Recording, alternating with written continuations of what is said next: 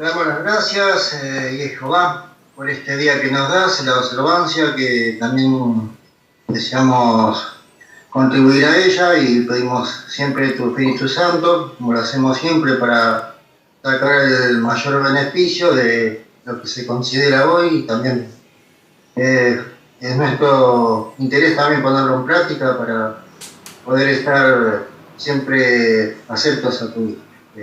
Pedimos por los demás, a aquellos que te acercan también a tu palabra, que también tengan la bendición.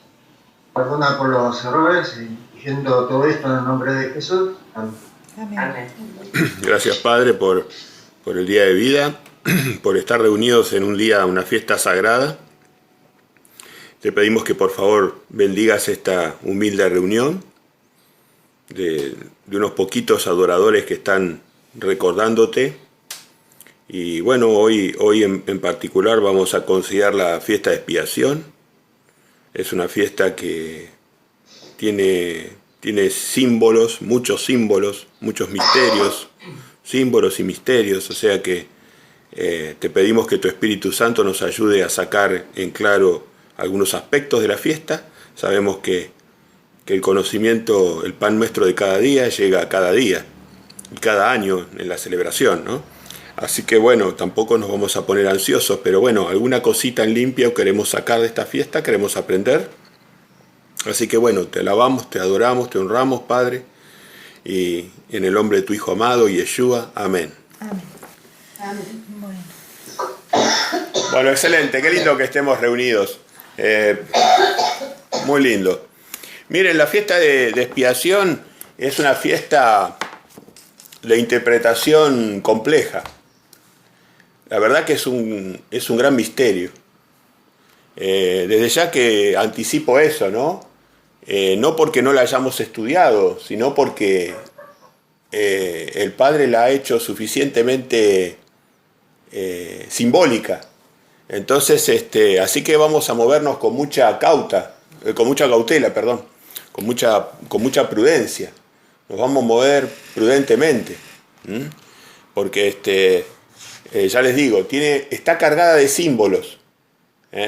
Así que bueno, pero todos los comentarios son bien recibidos.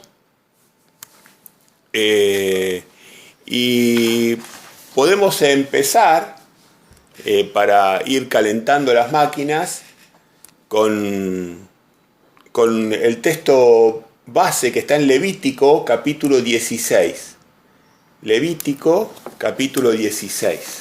Podemos leer algunos fragmentos de Levítico.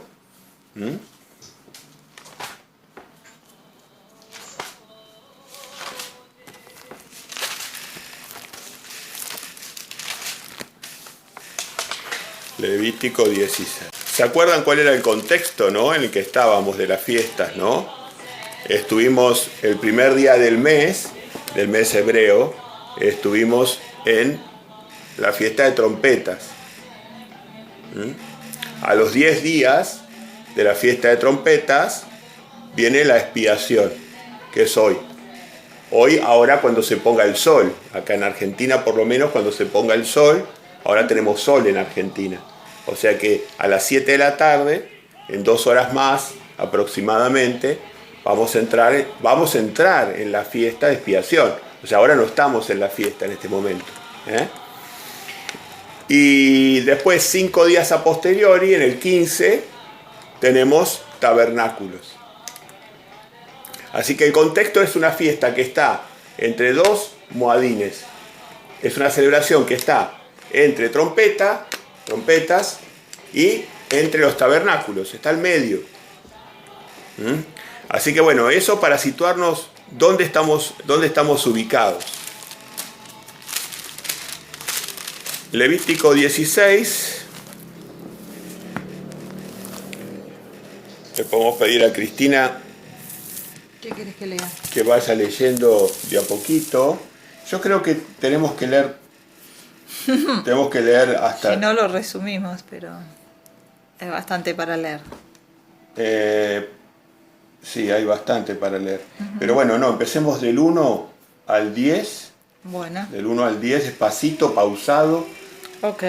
Todos tienen el texto, ¿no? ¿Lo tienen ahí? Muy bien. Vamos adelante entonces, pasito, pausado. Habló Jehová a Moisés después de la muerte de los hijos de Aarón, cuando se acercaron delante de Jehová y murieron. Jehová dijo a Moisés: di a Aarón tu hermano que no en todo tiempo entre en el santuario detrás del velo, delante del propiciatorio que está sobre el arca, para que no muera, porque yo apareceré en la nube sobre el propiciatorio. Con esto entrará Aarón en el santuario, con un becerro para expiación y un carnero para holocausto. Se vestirá la túnica santa de lino, y sobre su cuerpo tendrá calzoncillos de lino, y se ceñirá el cinto de lino, y con la mitra de lino se cubrirá. Son las santas vestiduras. Con ella se ha de vestir después de lavar su cuerpo con agua. Y de la congregación de los hijos de Israel tomará 2 machos cabríos para expiación, y un carnero para holocausto. Y hará traer Aarón el becerro de la expiación que es suyo, y hará la reconciliación por sí y por su casa. Después tomará los 2 machos cabríos y los presentará delante de Jehová, a la puerta del tabernáculo de reunión. Y echará suertes Aarón sobre los 2 machos cabríos, una suerte para Jehová y la otra suerte para Azazel. Y hará traer Aarón el macho cabrío sobre el cual cayere la suerte por Jehová, y lo ofrecerá en expiación. Mas el macho cabrío sobre el cual cayere la suerte por Azazel, lo presentará vivo delante de Jehová, para hacer la reconciliación sobre él, para enviarlo a Azazel al desierto. Ahí tenemos hasta el 10. Muy bien, muy bien. Bueno, acá vemos que tenemos una solemnidad, una santificación del sumo sacerdote. El sumo sacerdote entraba en presencia de Jehová una vez al año, en esta ocasión, para expiar los pecados de su propia casa, del sacerdote mismo y del pueblo de Israel. A tal efecto estaban usando un becerro y 2 carneritos iguales. Un becerro y 2 carneros iguales. El becerro era por los pecados de Aarón y su familia. Y los dos carneros por los pecados de todo el pueblo. Los 2 carneritos iguales, un carnero era directamente, sacrificado ante el altar, y el otro carnero era llevado por una persona al desierto y se lo abandonaba en el desierto al carnerito, hasta que se constataba que el carnero moría por sus propios medios al desbarrancarse o al estar aislado en el desierto, moría por sí mismo, moría por estar en el desierto. Entonces ahí se consumaba el sacrificio. Entonces la persona que había sido el mensajero volvía al templo e informaba de que el sacrificio había sido consumado, ¿no? Que el sacrificio del segundo... Y la persona que llevaba ese cabrito al desierto, antes de entrar al campamento, debía lavar sus ropas y lavarse de vuelta. O sea, todo era una ceremonia de gran solemnidad, de limpieza y de respeto por la santidad. Y para poder condonar, diríamos, o perdonar nuestros pecados. Porque la palabra Kippur, o Kippurín, en realidad, que es en hebreo, Kippurín es el plural de Kippur y significa expiaciones, porque no era solamente de una sola persona, sino era de la casa sacerdotal, de la casa de Aarón, de la nación entera. Y la palabra Kippur viene de la palabra kafar, que era cubrir. Originalmente era cubrir, limpiar, perdonar, absolver, aplacar. Todo eso es lo que involucra la palabra kafar originaria raíz de Kipur. Y entonces ¿por qué era propiciatorio? Porque bueno, al derramar la sangre, porque siempre se requería la sangre para poder expiar los pecados, recibíamos el perdón y aplacábamos la ira de Dios que debería venir sobre nosotros. Es decir, bueno, ahí vamos sí. a leer lo de la Biblia directamente, lo que está diciendo Cristina. Okay. Podemos ir a Levítico, un poquito más adelante, Levítico 16, 29 y 30. Ahí van a ver lo que estaba por decir Cristina. Ajá. Dice así: y esto tendréis por estatuto perpetuo. En el mes séptimo, a los 10 días del mes, afligiréis vuestras almas y ninguna obra haréis. O sea, el día de hoy, ¿no? Hoy, el que comienza ahora a la noche. Ninguna obra haréis, ni el natural ni el extranjero que mora entre vosotros, porque en este día se hará expiación. Se hará expiación por vosotros y seréis limpios de todos vuestros pecados delante de Jehová. Entonces, fíjense que es un día muy solemne, ¿no? Porque la expectativa que había era si el sumo sacerdote mismo no iba a morir ante la presencia de Jehová. Es decir, si la propia expiación del sacerdote era aceptada, ¿no? Había dos posibilidades, de que el sacrificio sea aceptado o que no sea aceptado. Así que bueno, hay muchas cosas curiosas, seguramente que a ustedes ya se le están planteando muchas dudas, y bueno, vamos a empezar de a poquito a ver lo que podemos ir sacando, ¿no? Año a año iremos profundizando este tema. Entonces ahora, el primer tema sería para mí resolver quién es Azazel, porque a Jehová lo conocemos, pero ¿quién es Azazel? ¿Qué les parece? ¿Hay alguno de ustedes que tiene idea de quién es Azazel? Pues yo he escuchado que en el libro de Enoc, pero pues es un libro que no es bíblico, que se habla de Azazel, pero como algo malo, ¿no? Pero no sé si eso tenga alguna relación. Sí, claro. Sí, la verdad que el libro de Enoc existió, pero no sabemos si es el que ahora está en circulación. Eso es lo que pasa con Enoc. Nunca podemos estar seguros de Enoc, no podemos estar seguros, ¿no? Porque en realidad yo lo que he visto... Pues lo relaciono por el nombre. Sí. Por el nombre que escuché que era un demonio, creo que fue el que se reveló, algo así. Claro, Algo así. claro, exactamente. ¿Qué base bíblica? Yo, por ejemplo, encontré, si van a Daniel, en Daniel capítulo 8, versículo 8,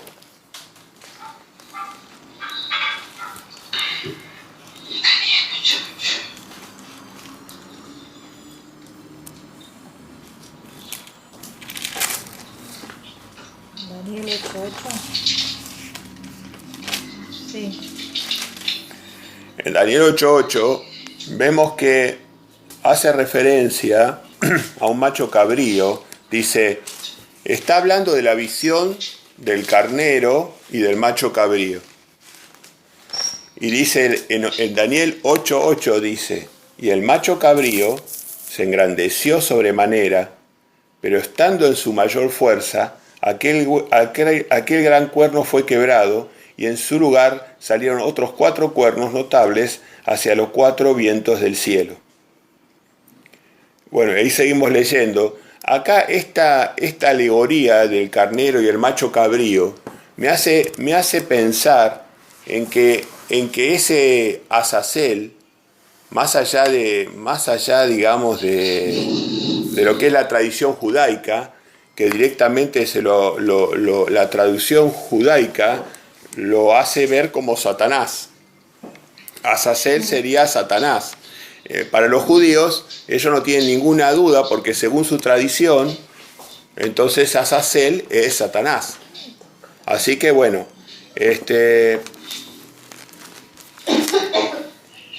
perfecto, deja todo. Deja como está. Azazel podríamos tomarlo como que es Satanás por el momento, hasta que no aparezca más información. Los judíos le llaman Azazel y también le llaman Geliel. Geliel. Ahora, lo curioso es que Geliel, hay referencia bíblica de Geliel.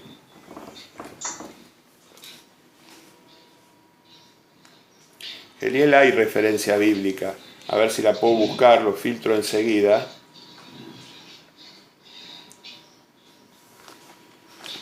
Geliel. A ver acá. Geliel.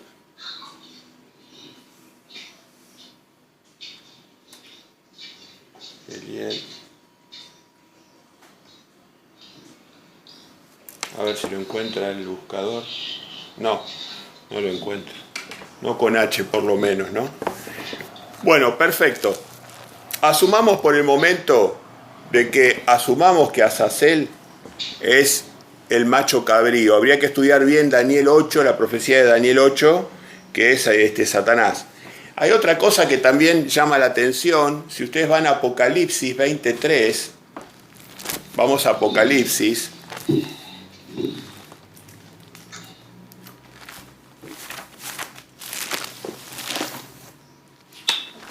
¿Cuánto? 23.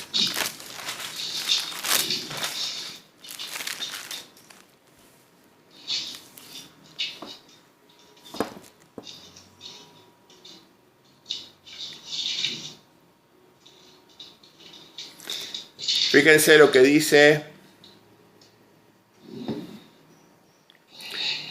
Dice el 21, dice, vi a un ángel que descendía del cielo con la llave del abismo y una gran cadena en la mano, y prendió al dragón, la serpiente antigua, que es el diablo y Satanás, y lo ató por 1000 años. Lo arrojó al abismo y lo encerró y puso su sello sobre él, para que no engañase más a las naciones hasta que fuesen cumplidos 1000 años, y después de esto debe ser desatado por un poco de tiempo. Bueno, acá yo veo otro indicio, que es el hecho de que Satanás fue arrojado a un abismo. Y aquí que el carnero que soltaban en Israel, en el desierto, lo que esperaban era hasta que cayera en un abismo, hasta que cayera en un abismo y muriera el carnero, ¿no? Entonces lo dejaban en una zona escarpada hasta que el carnero cayera en un abismo, ¿no? Así que bueno, esta es otra relación muy sutil de que podría estar hablando de Satanás. Si ese fuera el caso, ¿qué les parece? ¿Cuál es la simbología que estarían aplicando? Si tomamos como que Azazel fuera Satanás, ¿qué nos está indicando la simbología o la metáfora que está haciendo el Padre o la ilustración que nos está haciendo el Padre? ¿Qué les parece a ustedes? ¿Qué puede simbolizar?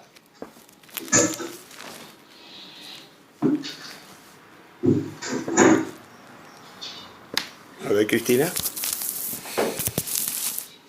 No, ni idea. Ni idea. A mí ese texto me tiene muy perturbada. Bueno, entonces, ok, yo digo lo siguiente. Es un tema que la opinión de ustedes vale como la mía acá, porque es una interpretación. Exacto. Estamos interpretando. Azazel, para mí, es Satanás. Y Azazel, digamos que la responsabilidad de los pecados que no son de muerte se pone en la cabeza de Satanás, y a Satanás se lo abisma con objetivo después de matarlo.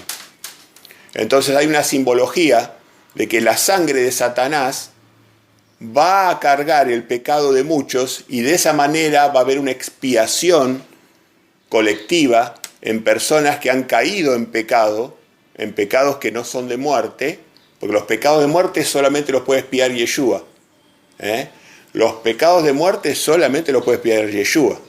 Pero en pecados que no son de muerte, la culpa la va a cargar, la expiación seguramente la van a cargar sobre la cabeza de este ser opositor y difamador que es Satanás. Esta es la mejor interpretación que yo puedo hacer al momento. Estamos continuamente estudiando el tema. Es un tema muy sutil y complejo. Es un tema complejo. Así que bueno, pareciera decir de que hay dos grandes sacrificios en la historia de la humanidad. El sacrificio poderoso de la sangre de Yeshua, del sufrimiento, del martirio de Yeshua, de su propia muerte física, que redime de los pecados capitales, y un sacrificio distinto, porque en definitiva Satanás se lo va a sacrificar, Satanás va a ser muerto, entonces, y un sacrificio distinto que donde se le imputan las faltas menores de la humanidad y se la cargan sobre Azazel, que supuestamente podría llegar a ser Satanás. Así que bueno, esta es la parte más difícil de la interpretación de la fiesta, ¿no? No todo así es tan difícil, ¿no? ¿Qué opinan al respecto? ¿Tendrá asidero esto o no tendrá asidero? En definitiva, les vuelvo a decir, es una interpretación humana, o sea que tiene el valor de eso, una interpretación humana, ¿no? Nada más que eso. ¿Qué opinan ustedes?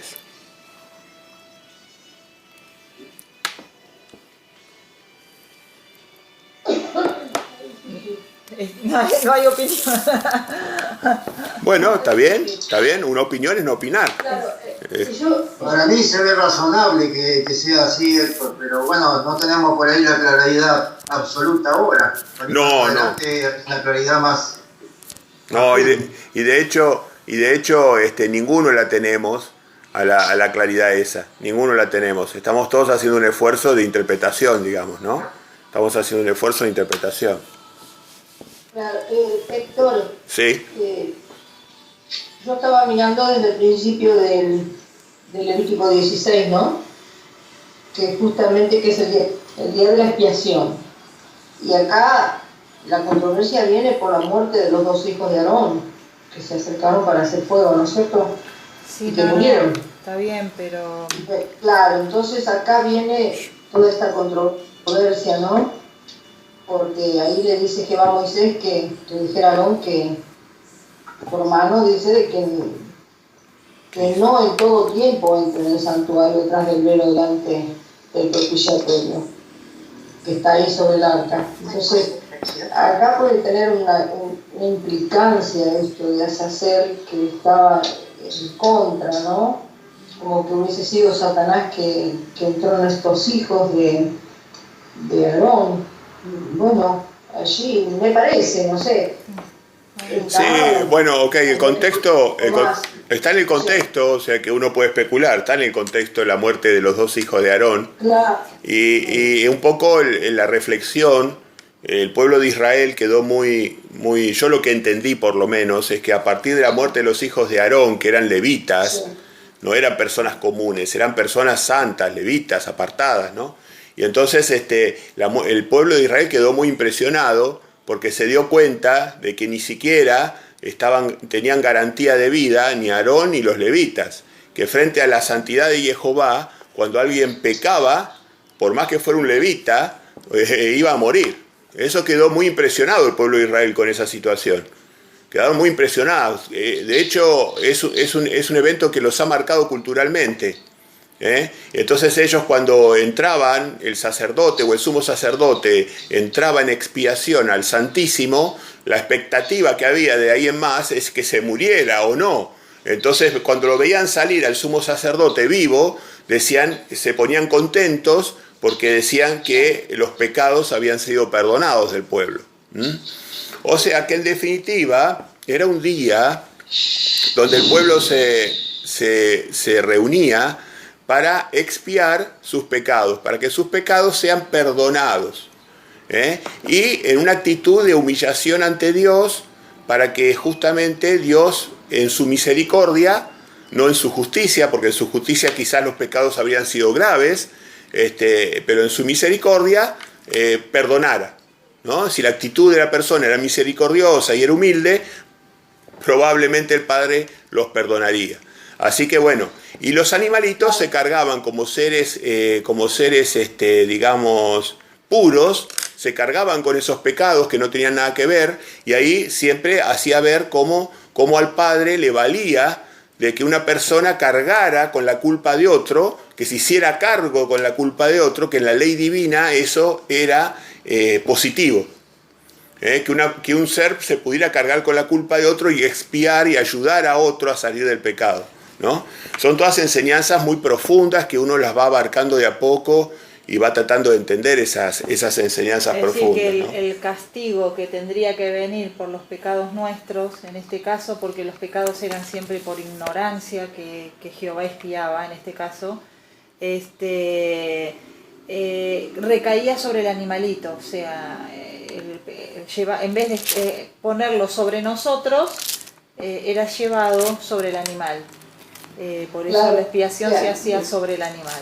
Y Levíticos, creo que es Levíticos, lo había anotado por acá, 17:11, lo que decíamos hoy, que dice, porque la vida de la carne en la sangre está, y yo os le he dado para hacer expiación sobre el altar por vuestras almas, y la misma sangre hará expiación de la persona. Eso nos dice Levíticos 17:11. Por eso siempre los sacrificios por expiación tenían que ser con sangre. No podía el sacerdote entrar sin sangre delante en el Santísimo. Ahora les pido, para ir poniendo un poquito más de luz sobre el tema, que vayamos a Hebreos 9, 5, podemos leer desde el 5 hasta el 8. ¿Querés leer, Tatiana? ¿Tenés ganas de leer? 5. 5, 9, 5 al 8.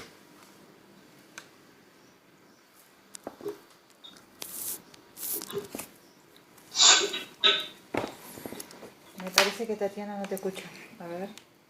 Tatiana no me escucha, me parece, ¿no? Ah, sí. Hebreos 9, 5 al 8. Sí, gracias, Tatiana. ¿Qué lee? Sí, ¿Usted? Dale. dale, Tatiana. 9:5 dice, y sobre ella los querubines de gloria que cubrían el propiciatorio, de las cuales cosas no se puede ahora hablar en detalle. Y así dispuestas estas cosas en la primera parte del tabernáculo, entre los sacerdotes continuamente para cumplir los oficios del culto. Pero en la segunda parte, solo el sumo sacerdote, una vez al año, no sin sangre, la cual ofrece por sí mismo y por los pecados de ignorancia del pueblo, Ahí está. dando el Espíritu Santo a entender con esto que aún no se había manifestado el camino al lugar santísimo, entre tanto que la primera parte del tabernáculo estuviese en pie. Ahí está. Muy bien. Lo cual, Ahí está, Tatiana, gracias. Ahí estamos. Entonces, fíjense, ¿cuáles son estas dos partes del tabernáculo? ¿Alguien se anima a explicarlo? ¿Cuáles son las dos partes que menciona el apóstol Pablo a los hebreos? ¿Cuáles son las dos partes del tabernáculo?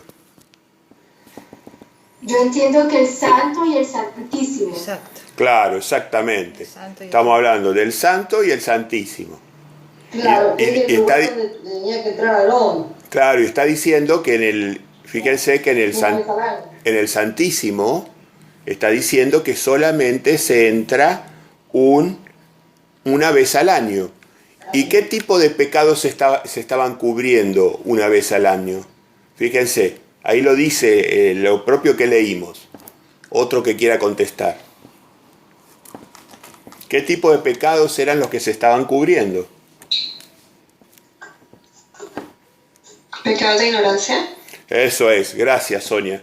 El pecado de ignorancia, los pecados de ignorancia del pueblo. O sea, fíjense nosotros, pasaron muchos miles de años, ¿no? Unos cuantos miles de años pasaron. Y nosotros seguimos en ignorancia. ¿Cuántas cosas ignoramos hoy de la palabra de Dios, no? No cambió eso, ¿no? Satanás se la arregló para que todavía sigamos ignorando, ¿no? Él se las arregló para que nosotros sigamos ignorando. Y muchas veces esa ignorancia nos lleva a pecar. Ustedes lo tienen claro, igual que nosotros, ¿no? O sea, los tenemos todos claros. O sea, la ignorancia de la palabra de Dios nos hace pecar. Pero hay un pecado y hay que expiarlo. Hay un día de expiación para expiar ese pecado. Por eso la importancia de esta celebración. Esta celebración que empieza hoy a la puesta del sol, nos tiene que llevar a pensar en humillarnos ante Dios en oración, como hacemos habitualmente, pero enfocándonos en aquellos pecados que nosotros ya conocemos y que sabemos que tienen que ser expiados. Es un día muy poderoso, porque es un día donde se dispuso el Padre a esa temática, es un día donde su presencia está con su pueblo, a los efectos de que su pueblo reconozca su pecado y a los efectos de que su espíritu opere para perdonarnos y expiar nuestro pecado. Entonces es un día poderoso, el día de expiación. No lo tomen como un formalismo simplemente, sino tenemos que espiritualizarlo, ¿no? Tenemos que entender qué es realmente. Y acá Pablo, operando, esposado con el espíritu de Yeshua, nos dice justamente, ¿no?, que era por los pecados de ignorancia del pueblo. No está hablando de los pecados de muerte. ¿Cuáles eran los pecados de muerte? ¿Se acuerdan qué diferencia había con los pecados de muerte? Algo vimos la vez pasada. ¿Qué diferencia había entre los pecados de ignorancia y los pecados de muerte? Y vimos que, Sí. vimos que justamente eran los pecados que uno sabía conscientemente de que no teníamos que hacerlos.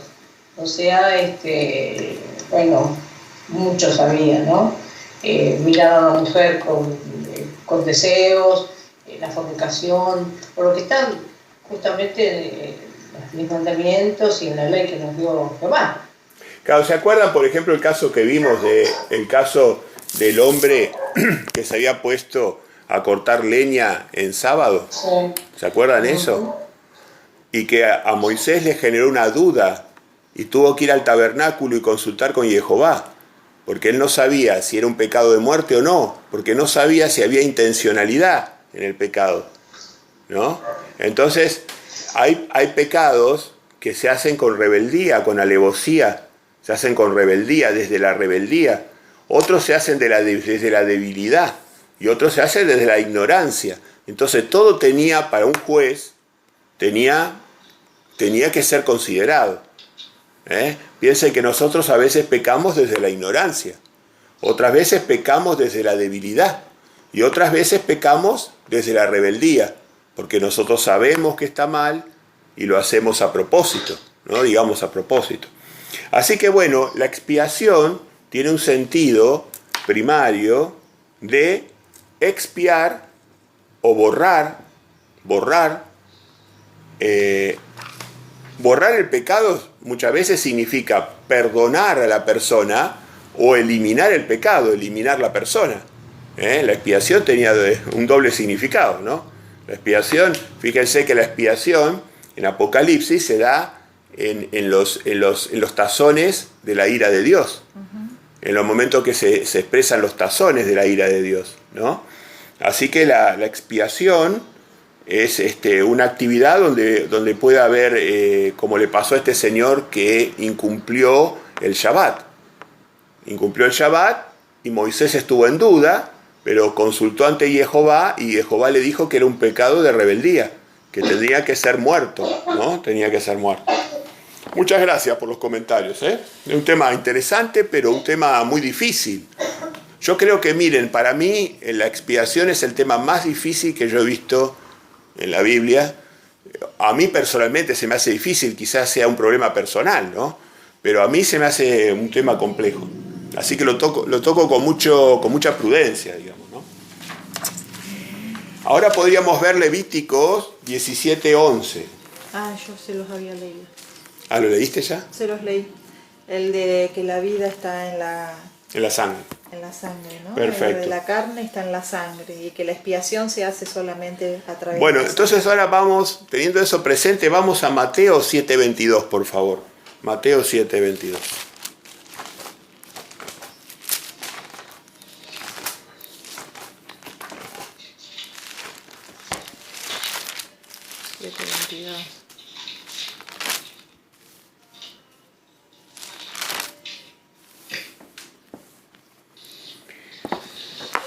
Fíjense, vamos a leer esto. Dice, Glenda, ¿lo querés leer vos? ¿Tenés ganas de leer? 7:22, sí, cómo no. Dice, muchos me dirán en aquel día, Señor, Señor, ¿no profetizamos en tu nombre? Y en tu nombre echamos fuera demonios, y en tu nombre hicimos muchos milagros. Gracias, Glenda. Yo les quiero destacar una cosa para que ustedes lo pongan a consideración en la futura lectura bíblica. Cada vez que Yeshua o algún profeta decía en aquel día, yo me desafío a pensar, yo sé que habla de un día definido, pero yo me pregunto, ¿cuál es ese día que dice en aquel día? Qué increíble, es cierto. En aquel día. ¿No está hablando de la expiación acaso? ¿No está hablando del momento de la expiación? Porque fíjate, léelo detenidamente. En aquel día me van a decir, Señor, Señor. Muchos me dirán aquel día, Señor, Señor, ¿no profetizamos en tu nombre? Y en tu nombre echamos fuera demonios, y en tu nombre hicimos muchos milagros. Entonces en aquel día que iba a declarar, nunca os conocí, apartaos de mí, hacedores de maldad. Los anómicos, los que no cumplen la ley de la Torá. Eso es la anomia, ¿no? En griego, la anomia. Los anómicos, los que no cumplen la ley de la Torá. Sí, Glenda. Podría referirse a los días del juicio, cuando venga el juicio. Y bueno, el último juicio. Exactamente. Calculo yo, porque dice en aquel día. Exactamente. Por eso. Va a venir, por eso. Pero los días, esos días importantes están inscritos en la menorá. Entonces nosotros tenemos que asociarlo con un día de la menorá. En aquel día me van a decir, Señor, Señor. Mas yo le responderé. O sea, esta gente malvada no han tenido un juicio positivo. Es como el caso de los hijos de Aarón. Es como el caso del señor que cortó leña en Shabbat. No tuvo un juicio positivo. Tuvieron un juicio negativo. Entonces la expiación, por un lado, es condonación de deudas con el Eterno, pero por otro lado es castigo. Es castigo. En aquel día. Fíjense, hay otros textos que dicen lo mismo. Lucas 10:12. Lucas, vamos a Lucas, me parece que ahí vamos a encontrar algo. Marcos, Lucas. Lucas 10:12. Fíjense qué casualidad que aparece de nuevo acá. Dice, os digo que en aquel día, de vuelta aparece aquel día será más tolerable el castigo para Sodoma que para aquella ciudad. Está hablando del juicio. Está hablando del juicio final. Claro. El versículo 14 que lo dice. Fíjense, vamos a Apocalipsis 8:13.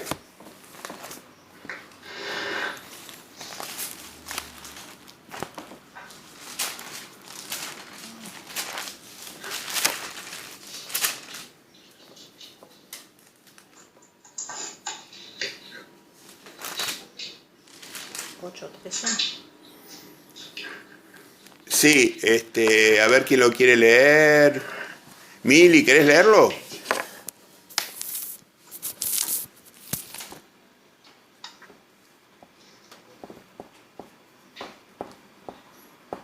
Es que tenía quitado el micrófono. Dale, no importa. Tranquila. Tranquila. Tranquila. 8:13. 8:13. Ok. Entonces miré y oí volar a un águila en medio del cielo que decía a gran voz: ¡ay, ay, ay! De los que habitan en la tierra, a causa de los toques de trompeta que faltan, que los otros 3 ángeles están para tocar. Muy bien. Muy bien. Entonces, este texto me hace pensar que aquel día lo refiere a las trompetas. Por eso, ahí tengo la duda, si está refiriéndose a la expiación o a los juicios de las trompetas. Porque fíjense que acá, cuando habla del día de castigo de Sodoma y Gomorra,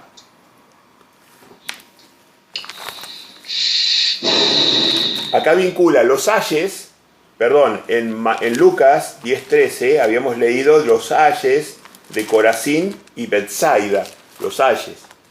Los ayes se vinculan con Apocalipsis, con las trompetas, ¿no? Así que bueno, está ahí, digamos, está ahí entre los tazones y las trompetas tenemos aquel día. Es un día todavía que tenemos que definir, ¿no? Está entre los tazones y entre las trompetas y los tazones. Porque acá, por ejemplo, Lucas no me agrega luz, me confunde un poco, porque él está hablando de Corazín y Betsaida. Está bien que estaba hablando antes de Sodoma y Gomorra, ¿no? Pero después habla de Corazín y Betsaida, y yo sé que esos son los ayes. Son los ayes que son, los ayes son las trompetas, ¿no? Así que bueno. Una cosa que yo entiendo que es significativo, que en los tazones de la ira de Dios, cuando uno los lee en Apocalipsis, dice allí que cada uno de los tazones que Jehová tira, no se arrepintieron, dice, ¿no? No se arrepintieron, o sea, es como que les está dando oportunidad hasta último momento para que se arrepientan hasta el último momento, y no se arrepintieron, dice, o sea que es como que en los tazones de la ira de Dios no hubiera arrepentimiento, es bastante muy bien, fuerte. Vamos a seguir poniendo luz con textos bíblicos. Encontré otro, Lucas 17, 30 y 31. Me parece que es más que interesante el tema para estudiarlo un poco. Lucas 17. Lucas 17, 30 y 31. Elizabeth, ¿andás con ganas de leer? O Luis, cualquiera. 31. Sí, 30 y 31. Así será en el día cuando se manifieste el Hijo del Hombre. En aquel día, el que esté en la azotea y tenga sus cosas en la casa, no baje para buscarlas. Asimismo, el que esté en el campo, no vuelva atrás. Muy bien, entonces acá, aquel día aparece de nuevo. Aquel día aparece, pero fíjate, acá agrega un dato, porque dice, el que esté en la azotea, en aquel día, que el Hijo del Hombre se manifieste, acá nos da otro dato más, Lucas. En aquel día, el Hijo del Hombre se manifiesta. ¿Y en dónde era que proféticamente se manifestaba el Hijo del Hombre? Acá nos está dando una clave.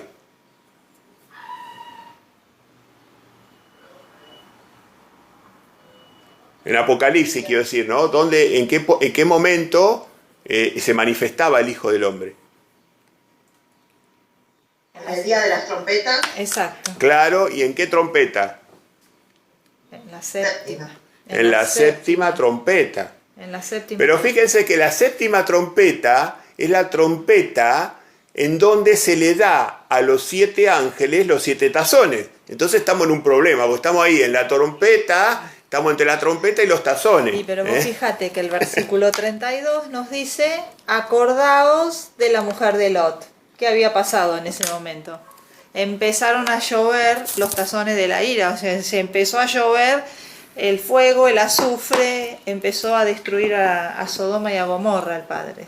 Así que daría la impresión que aquel día es un momento en la séptima trompeta donde los tazones empiezan a actuar.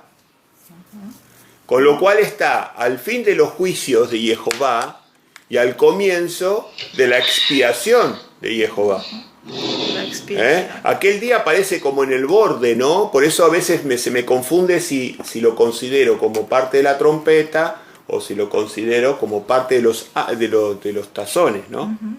Pero bueno, me parece que está quedando un poco más claro, ¿no? Está quedando un poquito más claro. Y realmente es un día de tenebrosidad, ¿no? O sea, de liberación para nosotros, levantemos la cabeza, pero realmente de tenebrosidad para todo el resto de las personas. Y yo estaba acordándome, yo había buscado, porque a mí me interesaba saber por qué dice, por ejemplo, en Levíticos 23, 27, cuando está hablando también de la fiesta esta de expiación, dice, a los 10 días de este mes, séptimo será el día de expiación, tendrás santa convocación y afligiréis vuestras almas y ofreceréis ofrenda encendida a Jehová. Ningún trabajo haréis, en fin, sigue, ¿no? Afligiréis vuestras almas. Y el afligir vuestras almas decía que esto significaba ayunar. Para los hebreos es ayunar. Perdóname, Crisi, pero antes sí, tenemos que terminar este tema. ¿Qué no, quería terminar este tema antes de empezar con ese. Ok, me adelanté. Perdón, no, perdóname, perdón. Sí me gustó la parte, por eso me quedé en lo que vos decías, porque me gustó la parte que vos dijiste, que nosotros íbamos a alzar la cabeza en aquel día. Exactamente. Entonces, ¿cuál es la base bíblica que existe para fundar ese punto? Vayan a Lucas, es un punto que no tiene discusión, vayan a Lucas 6, y estaba viendo que aproximadamente está eso entre el 22 y el 23. Luis, ¿querés leerlo? 22 y 23. Lucas 6, 22 y 23.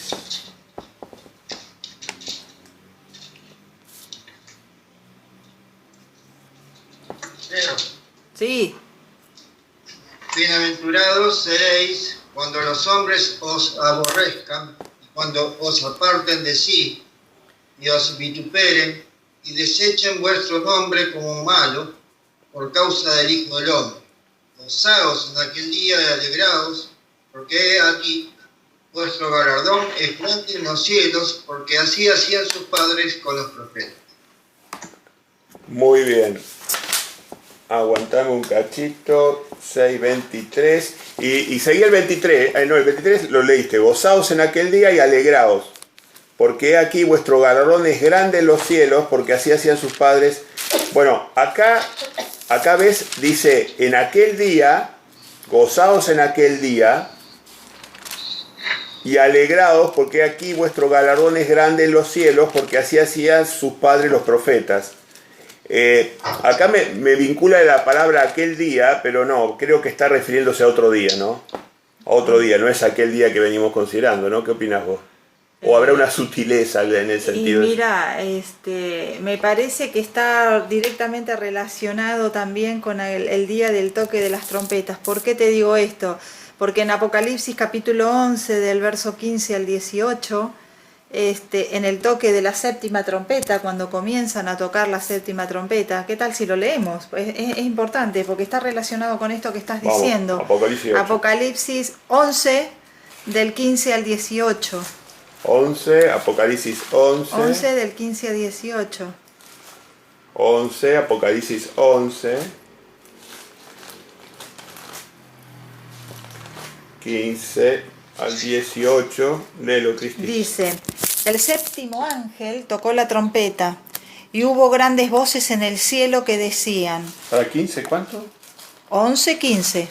11, 15. 11, 15. Perdón, vale. Dice, el séptimo ángel tocó la trompeta y hubo grandes voces en el cielo que decían, los reinos del mundo han venido a ser de nuestro Señor y de su Cristo, y Él reinará por los siglos de los siglos. Y los 24 ancianos que estaban sentados delante del trono, delante de Dios en sus tronos, se postraron sobre sus rostros y adoraron a Dios. Y decían, te damos gracias, Señor Dios Todopoderoso, el que eres y que eras y que has de venir, porque has tomado tu gran poder y has reinado. Y se airaron las naciones, y tu ira ha venido, y el tiempo de juzgar a los muertos y de dar el galardón a tus siervos los profetas, a los santos y a los que temen tu nombre, a los pequeños y a los grandes, y de destruir a los que destruyen la tierra. Este es el gran día. Sí, bueno, sí, 1 Corintios 15, 51. Este es el gran día. El día de 1 Corintios 15, 51. Este día que se refiere acá es 1 Corintios 15, 51. Exactamente, y esa es la última trompeta. Que es la última trompeta. Exacto. Bueno, por eso estamos convergiendo, pareciera ser que estamos en aquel día, es el día donde la séptima trompeta convoca a 7 ángeles con 7 tazones de ira. Exacto. O sea que aquel día, si bien está dentro de las trompetas, está anunciando los tazones. La expiación. La expiación. La expiación. Así que pareciera que nuestro punto está bien fundado. Pareciera que está bien fundado. A ver, ¿qué opiniones tiene el grupo al respecto? Es un tema medio difícil pero importante, ¿no? Estamos en la expiación y tenemos que analizar las pistas que nos dejaron para poder entender. Adelante, por favor. Lo que quieran opinar. Quieran decir. Y está haciendo un silencio. No hay problema. Vamos a Salmos 35:13. Salmos 35:13. Salmos 35:13. 13. Sí. Ah, bueno, esto tiene que ver con Con lo que vos decís. con lo que yo iba Ahora a comentar. ahora lo enganchás. Ah, ok. Ahora ya pasamos al tema este.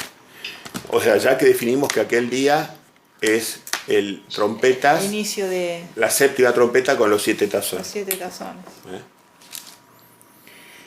Bueno, entonces vamos al Salmo. ¿Qué página estamos? 711. 711. Ahí tenés ahí. 35:13. Salmo 35:13. Tatiana, ¿andás con ganas de leer? Ya. Dice, pero yo cuando ellos me enfermaron me vestí de cilicio, afligí con ayuno mi alma y mi oración se volvía a mi seno. Muy bien. Fíjense que acá vincula la aflicción. ¿Con qué lo vincula, Sonia? Con el ayuno. Gracias, Con el ayuno, Sonia. exacto. Lo vincula con el ayuno. Exacto. Yo buscaba justamente eso, lo que hoy estaba hablándoles, les quería comentar que yo decía, ¿cómo relaciono el afligir el alma con el ayuno? ¿No? Porque decían que Dios decía que debían afligirse, al punto tal que decía que toda persona que no se afligiere en ese mismo día será cortado de ese Levíticos 23-29. O sea, no era una pavada. Entonces yo decía, ¿cómo es que afligirse es el ayuno? Bueno, me empecé a buscar y aquí encontramos, por ejemplo, este texto que menciona Héctor. Cuando ellos se enfermaron me vestí de cilicio, afligí con ayuno mi alma. La palabra ayuno significa tzmom en hebreo. Y afligir el alma es una cosa bastante curiosa. El alma, nosotros conocemos que en hebreo es nefesh, pero también significa, una cosa que a mí me llamó mucho la atención, también significa apetito. Además de alma, nefesh significa apetito. Entonces, además de concordar con el versículo, el capítulo 35 de Salmos, capítulo 35:13, Jehová nos muestra también, por ejemplo, en Esdras 8:21, dice: publiqué ayuno allí junto al río Jabá para afligirnos delante de nuestro Dios, para solicitar de él camino derecho para nosotros, para nuestros todos. niños. Es Esdras 8:21, busquen Esdras 8:21. Este es importante, este texto. Vamos. Esdras 8:21.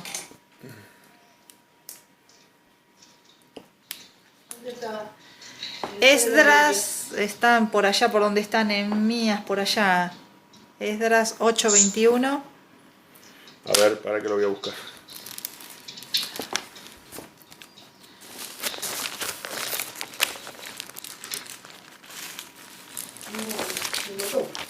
Estaba por Esther, por ahí, ¿no? Después de las crónicas, Esdras está página 600. Página 600. Sí, pero el que tiene esta Biblia. 600, No. no sé cuánto me dijeron que era cuánto. 8:21. 8:21. 601, 603, Bueno. 605. 8:21 y dice así, déjame que lea, voz fuerte. Dice: y publiqué ayuno allí junto al río Ahabá. Miren qué lindo nombre el río. Ahabá es el amor de respeto. El río se llamaba los mandamientos, el amor de respeto. Todo en la Biblia está por algo. Ahabá en hebreo quiere decir el amor respetuoso, que se complementa con el ágape, que es el amor de entrega, el amor de Yeshua.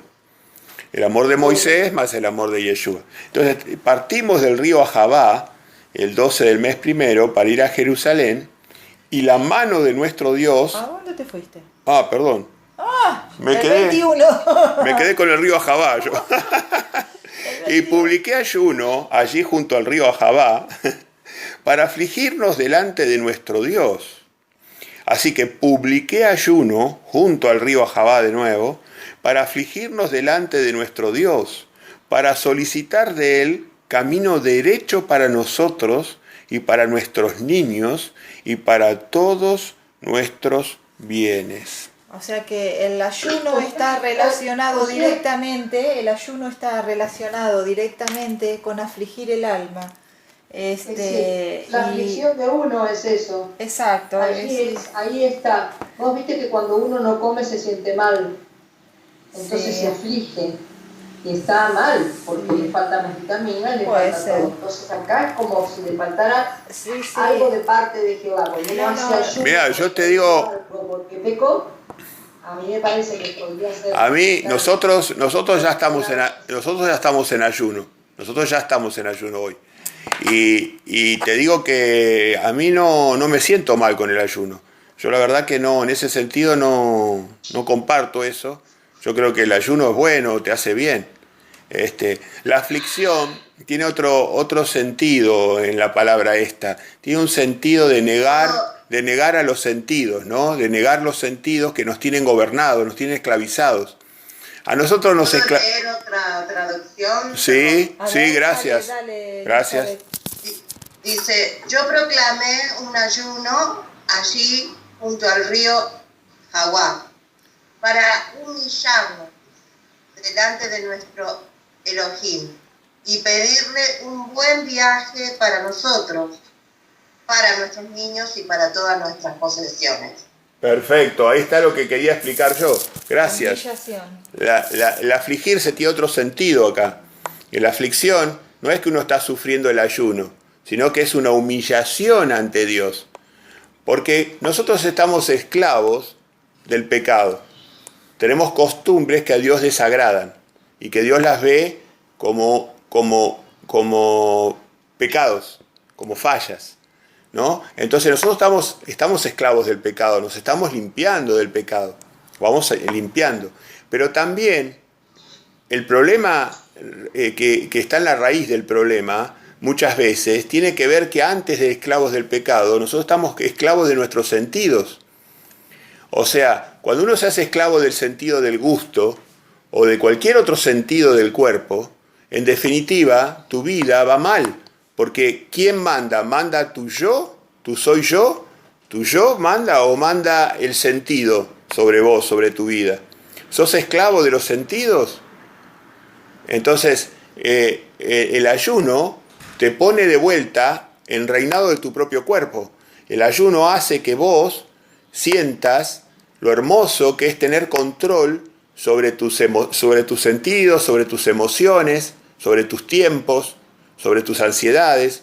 El ayuno es muy bueno, no lo vean como una aflicción, véanlo como algo que les va a restaurar la salud, como algo que les va a restaurar el control de la parte espiritual.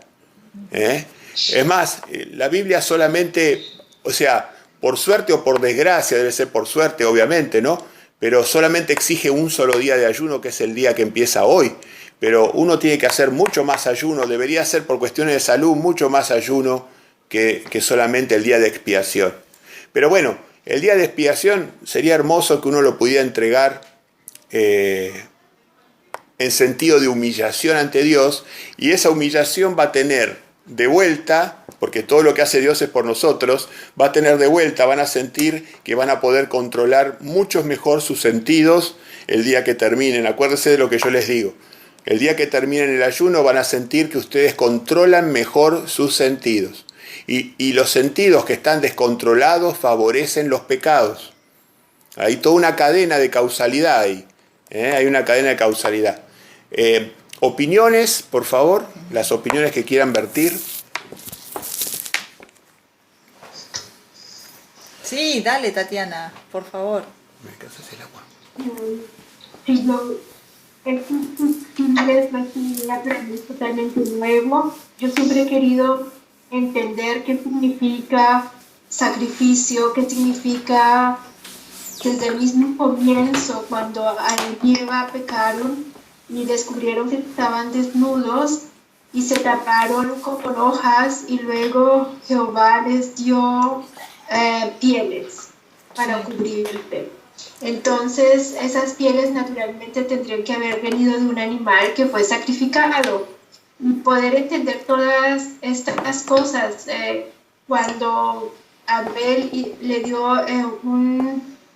un sacrificio del animalito para Jehová, pensar que podemos dar a nuestro Padre Celestial y entender lo que significa la sangre de un animal, que es lo más, digamos, que podemos practicar cuando nosotros comemos carne, y saber lo que eso implica. Hoy en día nosotros vamos al supermercado y compramos estas cosas, pero si realmente no tuviésemos eso y queremos comer, tendríamos que aprender a quitarle la vida a un animal y saber lo precioso que es la sangre.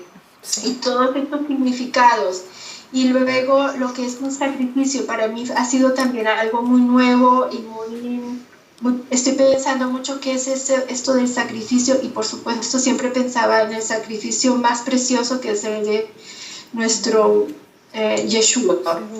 Entonces, llegar ahora a entender de que nosotros estamos queriendo limpiarnos para poder estar más cerca de nuestro Padre, para poder entender estas cosas, para que el Espíritu Santo pueda vivir en nosotros, y entender este día como querer limpiarnos y sacar de nosotros, por medio, por ejemplo, ahora de lo que es el ayuno, de sacar de nosotros, o sea, de no tomar nada, solamente solo agua, o tal vez absolutamente nada.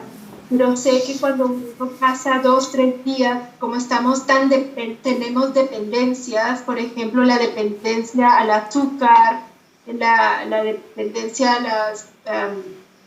la comida en sí, y después de unos 3 días de estar ayunando, a uno le pueden dar unos tremendos dolores de cabeza, por eso mismo, porque estamos dejando una dependencia atrás, y claro, es algo serio. Mal, pero después dice, el que aguanta una semana, después se va a sentir como nacido de nuevo. Entonces, esto quiero tomarlo para mí, sacar mis impurezas, con esta forma de meditar sobre todos estos significados para poder sacar esas porquerías que tenemos, toxinas mentales y corporales, para que pueda el Espíritu Santo actuar mejor en nosotros. Sí. Gracias. Gracias, tal cual. Yo comparto plenamente lo que vos decís.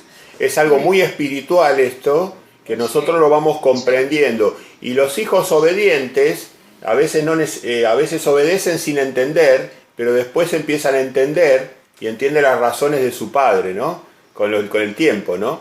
Ahora estamos tratando de indagar esas razones, pero la obediencia exige que nosotros este día lo tomemos como un Shabbat alto, como quizás el más alto de todos los Shabbat, es el día más santo que existe en las fiestas. Entonces, que lo tomemos como un Shabbat alto, que no hagamos nada mercantilista, que no hagamos nada egoísta. Va a ir quedando más claro a lo sucesivo que sigamos avanzando, pero el punto sería ese, y que potenciemos la actividad espiritual del ayuno y la oración a su máxima expresión posible. Cada uno tiene un límite para esas cosas. Entonces, lo mínimo que el Padre pide es que un día sea dedicado al ayuno y a la oración. Y ese es el día de la expiación. Ayuno, oración, y van a ver que, bueno, ya me adelanto, pero van a ver que la tercera variable es la misericordia. El ayuno, la oración y la misericordia. Ese es el sentido de la fiesta de expiación. Y con respecto a lo que decía a Tatiana de la sangre, fíjense que el pecado de Adán y Satanás fue algo realmente muy grave, fue algo grande, no fue una cosa liviana. La balanza de la justicia en el universo se inclinó fuertemente hacia la destrucción del hombre y hacia la destrucción de Satanás y sus ángeles, ¿no? Pero la balanza de la justicia fue muy, muy desequilibrada. Tuvo que hacer un movimiento muy creativo el Padre a través de, para seguir respetando sus leyes universales, porque imagínense que si él hubiera aplicado el concepto de la misericordia en ese pecado, ¿qué mensaje le hubiera dado a todos sus innumerables cantidades de hijos en todas sus creaciones, ¿no? Le hubiera dicho, bueno, no pasa nada. No pasa nada, total, hagamos lo que queremos porque no pasa nada. Ese hubiera sido el mensaje. Así que el Padre tuvo una salida realmente brillante, creativa, ¿no? Entonces, bueno, generó todo un proceso de justificación, de expiación, de sacrificio del justo. Y bueno, es maravilloso cómo Jehová está revertiendo, está haciendo que la balanza se vuelva a nivelar en el universo para que la paz de nuevo vuelva al universo. Esa paz, esa felicidad que se perdió en el pecado, ¿no? Esto que pasó en el Edén fue algo muy grave. No es una vanidad, es algo realmente muy grave lo que pasó. Bueno, muchas gracias por los comentarios. Muy lindos los comentarios. Me gustaría apuntalar un poco, podríamos ir a Mateo 17:21.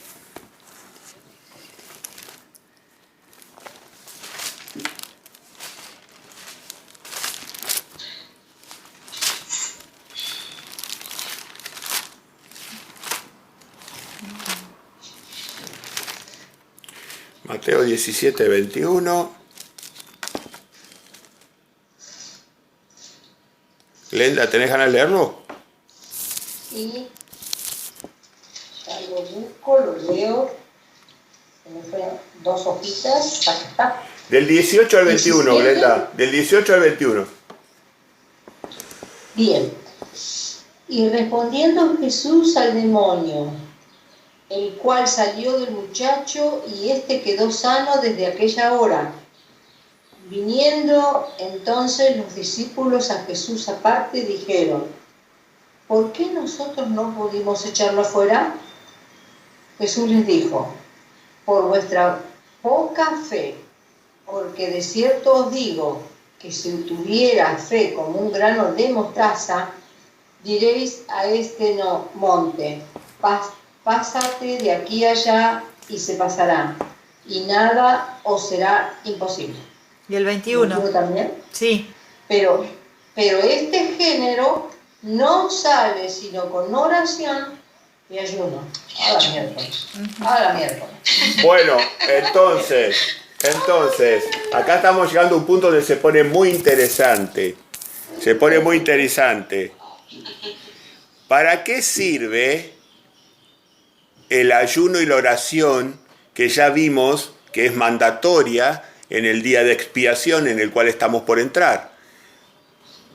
¿Para qué sirve el ayuno y la oración? A ver si alguno de ustedes ya lo pescó al tema. ¿Para qué serviría? Conforme a lo que leímos, ¿no? No conforme a lo que nosotros pensemos, sino a lo que leímos. ¿Para qué sirve el ayuno y la oración? Para aumentar la fe. Para aumentar la fe. Glenda, ¿fuiste vos? Sí. Gracias. Es una buena respuesta y es difícil la respuesta, es exacta. El ayuno y la oración refuerzan nuestra fe, fe que necesitamos para la obra ministerial, fe que necesitamos para vivir en santidad, fe que necesitamos para la vida eterna, fe que necesitamos para las obras. Bueno, entonces, fíjense cómo estamos llegando a un punto sólido. La fe se nutre de la oración y del ayuno. Entonces, la expiación es un día que a nosotros nos sirve para aumentar nuestra fe. Les falta mucha expiación a ustedes, les falta fe, dice Yeshua. Y después da la pauta. ¿Cómo se logra el aumento de la fe? A través de la oración y del ayuno. Cosa que nosotros en nuestra cultura tenemos desdibujado. Tenemos desdibujado la oración, porque por ejemplo, las personas hoy, gracias a Babilonia y sus hijas, muchas personas no reconocen que la oración tiene que ser arrodillado. La oración de uno en contacto con el Padre, humillada, tiene que ser de rodillas. Esa es la oración bíblica, ¿no? Y tampoco reconocemos, los que hemos estado mucho tiempo con Babilonia y sus hijas, no reconocemos la necesidad de ayunar. No la reconocemos. Fíjense que lo dijo en el Nuevo Testamento Yeshua, no solamente viene del Viejo Testamento, lo está diciendo en el Nuevo Testamento. Así que bueno, a ver, abro las reflexiones que quieran hacer o comentarios que quieran hacer, no se priven de comentar. Bueno, yo respecto a lo del ayuno sí sabía, no porque yo ayuné, no porque yo soy malita para ayunar, pero sí sé que muchas personas de mi casa, tengo un hermano y él tiene una hija obviamente, y esa hija ayunó por 21 días para conseguir algo, y si Dios se lo concedió. Y muchas otras experiencias que he visto que con una oración y ayuno han conseguido pues cosas que han requerido y necesitado del Padre. Entonces uno se da cuenta ahí de que de verdad el ayuno sí tiene poder. Totalmente, Sonia. La fe, ¿no? Yo estoy de acuerdo con vos. Yo estoy de acuerdo con vos. O sea, no me cabe la duda de que tu parienta, a través del ayuno y la oración, ha tocado el corazón del Eterno. Sí, no me cabe la duda. Porque vos fíjate que en un mundo donde hay tanto complacencia con los instintos, con los deseos de la carne, ver a una persona que se niegue a los deseos de la carne y se humille en la oración, es algo hermoso para el Padre. Es como un color, es como un destello de luz en la oscuridad, ¿no? Así que bueno, esto tiene que ver con la santidad, sí, claro, claramente. Así que creo fervientemente que lo que pasó en el caso de lo que vos decís es totalmente cierto. Eso está relacionado directamente cuando en el momento que se terminaba de hacer la expiación con la sangre del macho del cabrito, después Aarón tenía que entrar con el incienso, agarrar brasas y ponerla en el incienso, y tenía que llevar en su mano perfume y espolvorear con el incienso y el perfume arriba del propiciatorio en el Santísimo.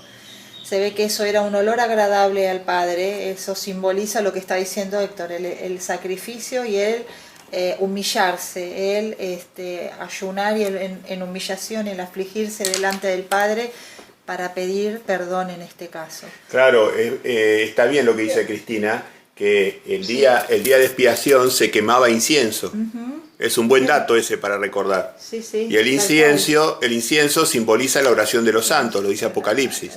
El incienso, sí, y el perfume que tenía que llevar polvo de unas esencias de perfume y también espolvorearlo, tirarlo. Está simbolizando esto que estamos hablando para que sea grato y agradable ante nuestro Padre. Así que bueno, tenemos bastante para meditar sobre este punto y no sé si vos querés leer lo que... Sí, ahora vamos a un punto. Ah, sí, adelante Luis, gracias. Dale Luis, sí, Dale. por favor. Había acá algo que Pablo los amonestaba cuando, dice en Hechos 27:9 acerca del ayuno. Vamos. Hechos 27:9. No sé si lo pasaron por alto el ayuno, entonces iba a haber un perjuicio, dice, y mucha pérdida.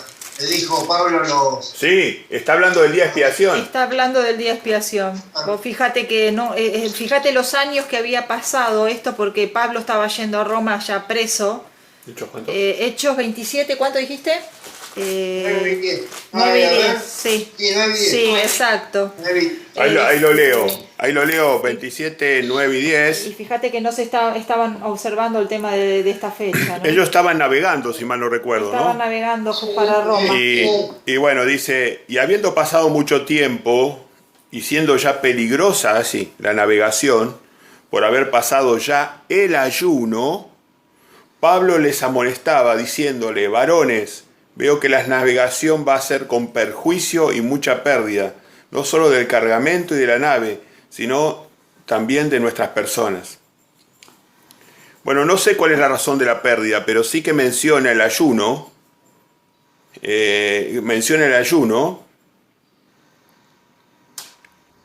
Como que lo habían pasado por alto el ayuno. No, Mira, habían terminado. para mí lo habían terminado. Había pasado. Lo habían terminado el ayuno. Sí, bueno, pero hay algo que Pablo está amonestando, Por ahí tiene razón Luis, los está amonestando porque no respetaron el ayuno. Y justamente si no hay expiación, el Padre los puede haber puesto en expiación. Pero lo que pasa es que quienes lo llevaban a Pablo no eran... ¿Quiénes eran los que lo llevaban?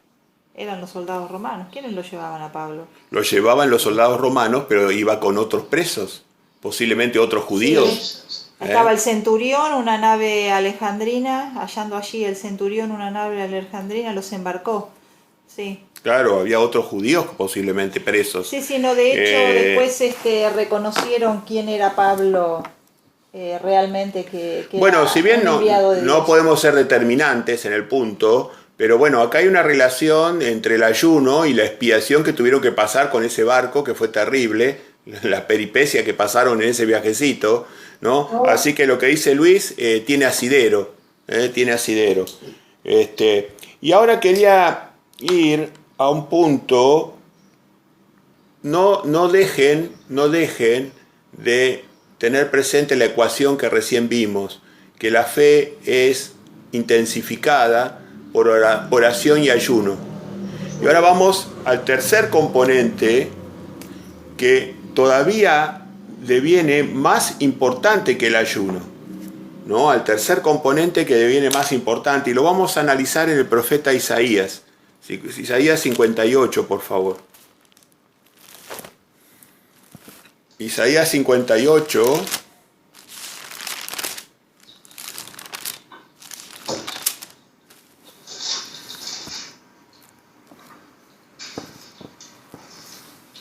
Le pedimos a Sonia si tiene deseo de leerlo desde el 1, despacito, desde el 1 hasta el 9. Es hermoso, este es hermosísimo, uno de mis preferidos. Isaías 58, del 1 al 9. Clama a voz en cuello, no te detengas. Alza tu voz como trompeta y anuncia a mi pueblo su rebelión y a la casa de Jacob su pecado, que me buscan cada día y quieren saber mis caminos, como gente que hubiese hecho justicia y que no hubiese dejado la ley de su Dios. Me piden justos juicios y quieren acercarse a Dios. ¿Por qué dicen ayunamos y no hiciste caso? ¿Humillamos nuestras almas y no te diste por entendido? He aquí que en el día de vuestro ayuno buscáis vuestro propio gusto y oprimís a todos vuestros trabajadores. He aquí para que contiendas y debates ayunáis y para herir con el puño inicuamente. No ayunéis como hoy, para que vuestra voz sea oída en lo alto. Es tal el ayuno que yo escogí que de día aflija el hombre su alma, que incline su cabeza como junco y haga cama de silicio y de ceniza. ¿Llamaréis esto ayuno y día agradable a Jehová? ¿No es más bien el ayuno que yo escogí desatar las ligaduras de impiedad, soltar las cargas de opresión y dejar ir libres a los quebrantados y que rompáis todo yugo? ¿No es que partas tu pan con el hambriento y a los pobres errantes albergues en casa, que cuando veas al desnudo lo cubras y no te escondas de tu hermano? Entonces nacerá tu luz como el alba y tu salvación se dejará ver pronto e irá tu justicia delante de ti y la gloria de Jehová será tu retaguardia. Entonces invocarás y te oirá Jehová, clamarás y dirá él, heme aquí. Si quitaras de medio de ti el yugo, el dedo amenazador y el hablar vanidad. Gracias, gracias. Mirá qué bello y qué importantísimo esto. Y fíjate que lamentablemente las personas que no analizan, que analizan superficialmente, a este texto lo usan para justificarse por qué no ayunan, sin entender el espíritu de la Torá. Lo que está diciendo acá Yeshua, inspirando, él es el espíritu de la profecía, inspirando a Isaías, lo que está diciendo, nos está diciendo, es que dentro de esa ecuación de la fe, entra la misericordia todavía como más importante que el ayuno. No quiere decir que el ayuno no sea importante, quiere decir que la misericordia es más importante todavía que el ayuno. Es más importante todavía que el ayuno. Pero nunca que la misericordia invalida el ayuno. Lamentablemente hay millones de personas que hoy razonan de esa manera. Usan a Isaías 58 para justificar por qué no ayunan. ¿Por qué no ayunan? Entonces, acá Yeshua está diciendo que más importante que el ayuno es la misericordia. Pero eso no quiere decir que el ayuno no fuera bueno. Vimos justamente que Yeshua decía que justamente esos demonios se sacaban con ayuno y oración. Así que lo está revalidando al ayuno. Lo está validando, lo está revalidando. Así que bueno, este texto es hermoso porque muestra el poder de la misericordia. Acuérdense que Yeshua también decía, la misericordia vence al juicio. O sea que la está poniendo más importante que la propia justicia. O sea, la misericordia, cuando Yeshua la lleva al primer puesto, digamos. La misericordia es más importante que el ayuno. La misericordia vence al juicio. ¿Pero qué quiere decir? ¿Que el juicio quede invalidado y que el ayuno quede invalidado? No, qué desfachatez, qué insensatez, ¿no? ¿Cómo vamos a invalidar el ayuno? ¿Cómo vamos a invalidar la justicia y el juicio? Así que bueno, este es un punto sutil y hermoso que espiritualizarlo a través de la luz que nos da el Mesías. Bueno, llegamos a las tres variables. Llegamos a las tres variables importantes del día de expiación, que son, entonces la dejamos bien clara para los que nos están oyendo en YouTube.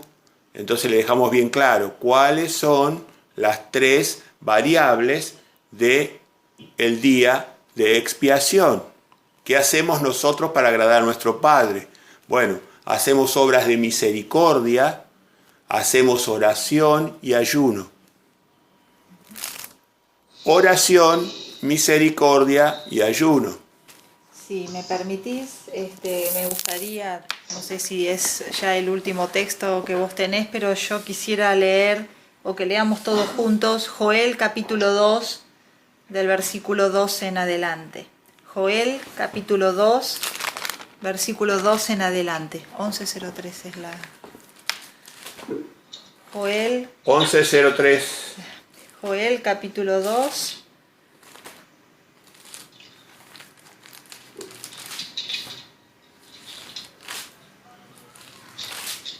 Joel capítulo 2, verso 12 en adelante. Y dice así. Yo lo leo, dice así.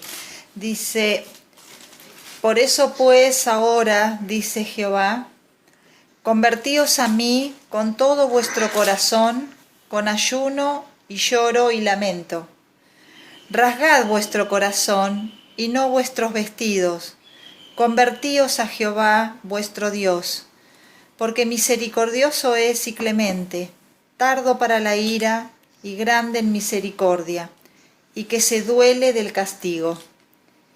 ¿Quién sabe si volverá y se arrepentirá y dejará bendición tras de él? Esto es ofrenda y libación para Jehová vuestro Dios. Tocad trompeta en Sión y proclamad ayuno, convocad asamblea. Reunid al pueblo, santificad la reunión, juntad a los ancianos, congregad a los niños y a los que maman.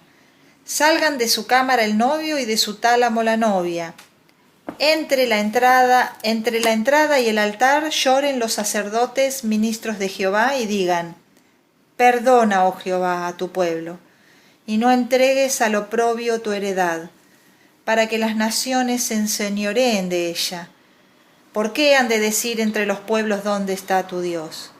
Jehová, solícito por su tierra, perdonará a su pueblo. A mí me pareció maravilloso este texto. En este tiempo de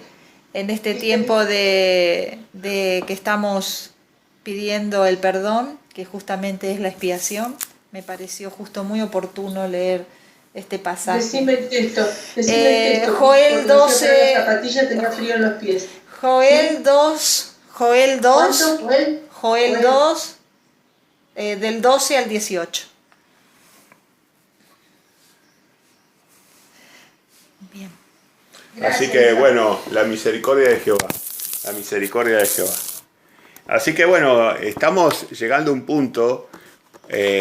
Vimos que el plano simbólico de la expiación es complejo, ¿no? Es un plano que todavía no lo tenemos claro. Es un plano que tenemos que seguir indagando. Otros maestros, ustedes ven que hay maestros y hay distintas opiniones. Todas son respetadas siempre que se basen en la Biblia, ¿no? Pero bueno, estamos buscando, estamos indagando. Tuvimos muchos años ciegos y bueno, la simbología de la fiesta de expiación es una simbología muy nutrida, muy nutrida. Pero en el plano de lo concreto sí que queda súper claro lo que tenemos que hacer. Siempre es así la Biblia, ¿no? Este tema de la oración, de la misericordia, del ayuno, es central al día de la expiación. Y sobre eso sí, el que habla por lo menos no tiene duda que esas son las variables importantes del día de ayuno. O sea, un Shabbat alto, el más alto quizás, un Shabbatón alto, ¿no? Donde obviamente no nos dedicamos a cosas egoístas, y después estas tres variables, teniendo presente que vamos a orar al Padre. ¿Cuál es el foco de la oración? Y el foco de la oración es indagar, pedir ayuda, pedir perdón en las áreas débiles de nuestro carácter, de nuestra conducta. ¿Cuáles son esas áreas débiles, no? ¿Qué áreas tenemos que trabajar hasta la próxima fiesta, ¿no? ¿Qué áreas debemos trabajar este año a partir de esta fiesta hasta la próxima fiesta? De manera que la próxima vez que Dios mediante nos encontremos en esta fiesta, esas áreas estén resueltas. Esas áreas que todavía nosotros tenemos débiles en nuestro carácter, en nuestro comportamiento, sean trabajadas con la ayuda de Dios. No le restemos importancia a este día. Es muy importante conectarse con el Padre, porque es un Dios que respeta los momentos, los tiempos y la ley, ¿se acuerdan? Los tiempos y la ley. Para Él es importante la ley, pero también los tiempos. Este es un tiempo de Dios, el tiempo de la expiación. Nos conectamos teniendo en claro cuáles son nuestras debilidades de carácter, qué le vamos a pedir al Padre en este periodo anual, hasta la próxima fiesta de expiación, qué le vamos a pedir al Padre que nosotros queremos cambiar de nuestro carácter, que pedimos disculpas, nos humillamos y queremos mejorar. Aprovechemos el poder de la fiesta, el poder de la Santa Convocación.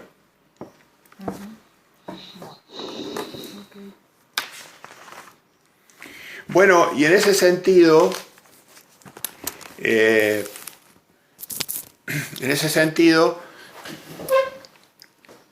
ayer subí un video que alguno de ustedes ya vio con respecto a el camino nazareno o la inducción al camino nazareno para las personas, sobre todo que están nuevas con nosotros, y la gente que sigue por YouTube y las que nos sigue por Facebook y la que sigue por los otros medios. Entonces, ahí pusimos la doctrina básica bíblica, que como dijimos, las doctrinas básicas son claras en la Biblia. Así como llegamos claramente a lo que significa la expiación en términos prácticos para nosotros, lo mismo las otras áreas de conocimiento, no son difíciles. Hay temas profundos que son el incentivo de la vida, la sal de la vida, ¿no? El incentivo de la vida es ir entendiendo cada día más, es un gran placer cuando uno entiende cosas sutiles, pero las cosas importantes están claras en la palabra de Dios, no las he hecho tan sutiles, solamente las oculta de aquellas personas que no son merecedoras, ¿no? De las que no son merecedoras. Y dentro de los puntos que habíamos destacado era la importancia de liberarnos de la levadura. Entonces es un tema, liberarnos de la levadura es un tema que podríamos enfocar nuestras oraciones en cuanto a esa área también, a seguir limpiándonos de levadura, de doctrina que todavía tenemos cargada y que está embebida en la matriz de nuestro cuerpo y que no la podemos todavía expulsar de nuestra vida, ¿no? Otra área que yo llamaba la reflexión es el árbol del conocimiento. O sea, es el hecho de decir que nosotros reconocemos que no tenemos derecho a decir qué está bien y qué está mal, sino que nos humillamos ante Dios y, quizás nuestra debilidad esté enfocada en la levadura, o nuestra debilidad está enfocada en el conocimiento, todavía no tenemos suficiente humildad para reconocer que el que tiene el derecho de decir lo que está bien y está mal es Jehová, y lo que nosotros pensamos de la situación tiene poca importancia frente a la palabra de Jehová. Otra área importante la otra área importante que había marcado era el tema de entender cómo Yeshua ilumina los mandamientos de Dios, que no es una cosa u otra, sino que son ambas cosas, que nosotros, ambas cosas son las importantes. Importante es cumplir los mandamientos de Dios bajo la interpretación o la luz del Mesías, bajo la luz y la interpretación del Mesías. Esa es otra área lindo para trabajar en expiación, ¿no? Después Romanos 7:7, habíamos levantado también Romanos Pablo, donde dice que yo no conocí el pecado si no fuera por la ley. Entonces también nosotros a través de la ley de Dios podemos identificar áreas débiles, áreas pecaminosas en nuestra vida, y en expiación expurgarlas y pedir la ayuda divina para que el próximo periodo no nos encuentre bajo la misma situación, que nos encuentre ya liberados del pecado, que nos liberamos del dominio del pecado sobre nuestra vida. Hay pecados que llevan mucho tiempo sacárselo de encima, no es una decisión solamente, decisión es el primer paso, ¿no? Pero después hay que sacarlo el pecado de encima, ¿no? Hay que borrarlo de las costumbres, de los hábitos, hay que borrarlo de la mente y del corazón, ¿no? Así que bueno. Perfecto, así que bueno, esas serían las principales reflexiones. La inserción en el olivo recuerden eso también, Romanos 11:17, es otro aspecto importante para reflexionar en expiación, en la inserción en el olivo, Romanos 11:17. Piensen que es maravillosa la oportunidad que da el Padre de que nosotros nos injertemos en el olivo y que podamos nutrirnos de todos sus grandes hombres, de sus grandes hombres, que nos nutramos de Daniel, de Moisés, de Isaías, de Jeremías, que nos nutramos de Pedro, de Pablo, que estemos injertados en el mismo olivo y que nosotros participemos de la savia y de las raíces, ¿no? Entonces, yo ahora abro el debate y con esto, si quieren, podemos ir terminando ya. Acá se está poniendo ya la tardecita, así que en cualquier momento vamos a entrar ya en la fiesta, pero estamos recibiendo la fiesta de una manera muy adecuada. Y les abro el debate por si quieren comentar cuáles son las raíces del olivo en el cual nosotros podemos ser injertados y que de hecho podemos pedirle al Padre, los que sientan que todavía no están injertados, podemos pedir en expiación que nos inserte a esas raíces, ¿no? ¿Cuáles son las raíces del olivo de Israel? Adelante, Glenda. Es Israel. Las raíces es Israel. El olivo es Israel, pero ¿cuáles son las raíces?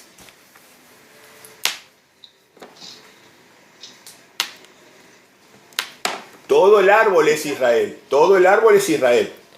Pero ¿cuáles son las raíces? Y justamente pienso yo que puede ser Decí una raíz. Una raíz. Y los mandamientos de Dios. Los mandamientos de Dios. Muy bien, una de las raíces,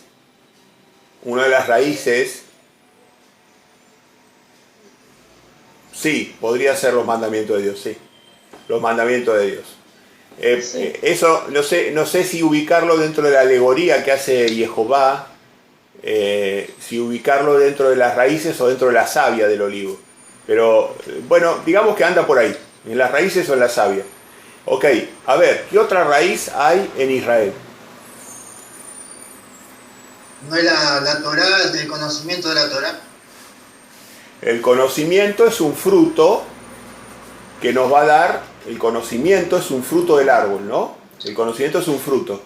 De vuelta, vamos hacia la tierra, hacia abajo. Sí, la Torá está bien, la Torá sería una raíz. La Torá es una raíz. Sí. Los pactos, por ejemplo. Nosotros entramos, cuando nosotros nos injertamos, nos empezamos a ser ciudadanos también del pueblo de Israel. Llegamos a estar, como dice en Efesios capítulo 2, dice a los gentiles que se convirtieron. En aquel tiempo estabais sin Cristo, alejados de la ciudadanía de Israel y ajenos a los pactos de la promesa, sin esperanza y sin Dios en el mundo. Pero ahora en Cristo Jesús, vosotros que en otros tiempos estabais lejos, habéis sido hechos cercanos por la sangre de Cristo. O sea que ahora ya no hay, ya no hay más pared de separación, como dice Pablo, ya están unidos todos en un mismo cuerpo. Bueno, a ver qué otra raíz tenemos en el arbolito. ¿Qué otra raíz tenemos en el arbolito?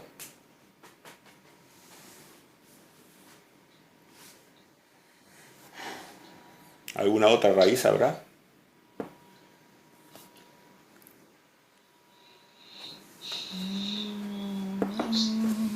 Uno tiene que observar, ser parte del pueblo de Israel, tiene que observar las fiestas, ¿no? Las 7 fiestas y el sábado. Ahí está, eso sí que es raíz, Está agarrado a la... vos imaginate que Isaías resucitara y le dijeran que Pablo había abolido el Shabbat. Se vuelve a morir Isaías. Dejó la vida por el Shabbat él. Así que imagínate, el Shabbat es la raíz, es una raíz prominente de Israel, en la cual nosotros somos injertados. Así que sí, Luis, Yo estoy totalmente de acuerdo contigo. Y totalmente. todas estas convocaciones santas de y las 7 del Padre, fiestas, sí, y las 7 fiestas. Claro, estas convocaciones santas del Padre, como decía Pablo, son sombras proféticas de lo que viene, de lo que va a venir. Que Jesús era la realidad, es nuestra realidad, pero Él tiene que cumplir lo que falta.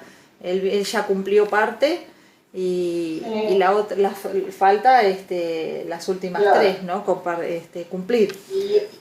Y una de las raíces más grandes también puede ser todo el sacrificio que hizo Jesús por la humanidad. No, eso es otra cosa, no es raíz, no es raíz. Eso habla del árbol de la vid. El árbol de la vid es Yeshua, ¿no? Pero las raíces, ¿qué son las raíces de Israel? Los profetas.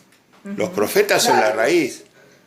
Nosotros estamos injertados. Lo que daba la ley, lo que proclamaba la ley que Jehová le decía que tenía que hacer. Bueno, la ley está en las raíces, ¿de acuerdo? La Torá está en las raíces. La ley está como decía Luis. Luis decía, la Torá está en las raíces. Entonces, el Shabbat está en las raíces. La fiesta, las celebraciones santas están en las raíces de Israel. Por eso Pablo, cuando lo descontextualizan, él dice que nadie los prive del derecho que tienen ustedes de participar de las celebraciones. Que nadie los prive de ese derecho, porque ustedes son injertados en el olivo de Israel. Ustedes son injertados, entonces que no los prive de ese derecho. Justamente le hacen decir, pobre Pablo, lo contrario, ¿no? Claro. Bueno, perfecto. Entonces el Shabbat, el Shabbat sería ahorcala con amor cristiano. Ahorcala. Ay, Dios. Tiene un bozarrón, es un perrito que no existe, es chiquitito como un... pero Sí, es una ratita que ladra y tiene un bozarrón impresionante. para colmo nos ladra a nosotros, que ya nos conoce. Cuando viene un ladrón nos ladra a nosotros. Es un perro re práctico, es muy práctico. Así que bueno, fíjense que las raíces han ido saliendo, ¿no? Han ido saliendo, le hemos comentado, ¿no? Y bueno, y la savia de ese árbol, ya se va pareciendo al espíritu de los profetas. El espíritu de la profecía. ¿Se acuerdan quién era el espíritu de la profecía?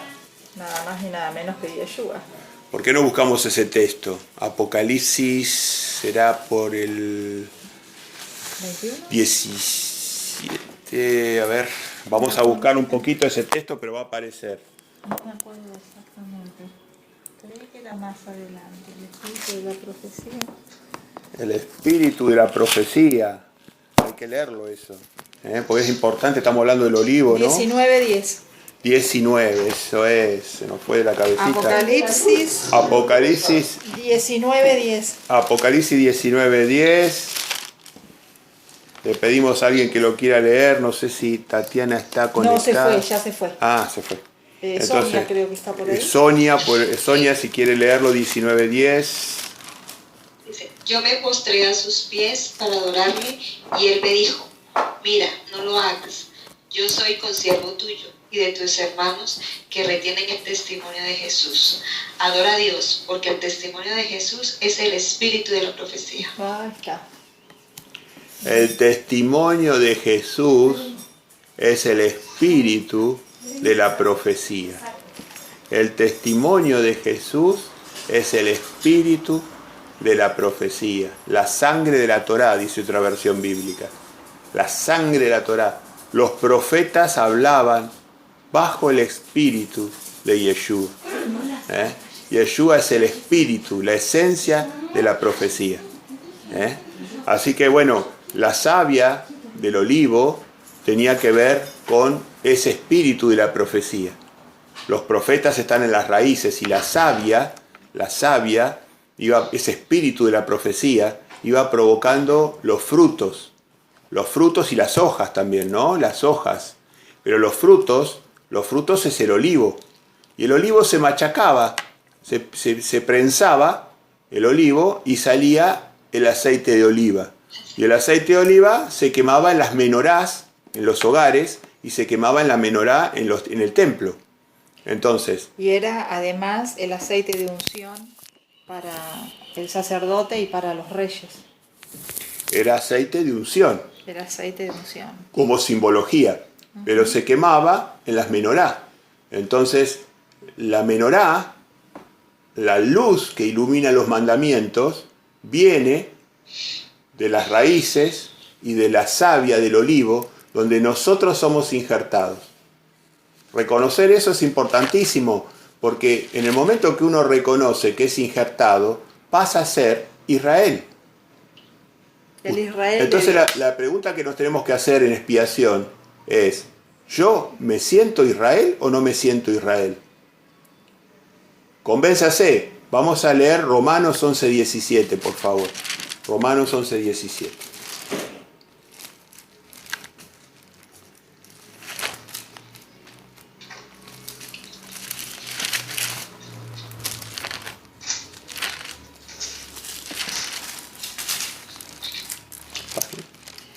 Eh, 1385.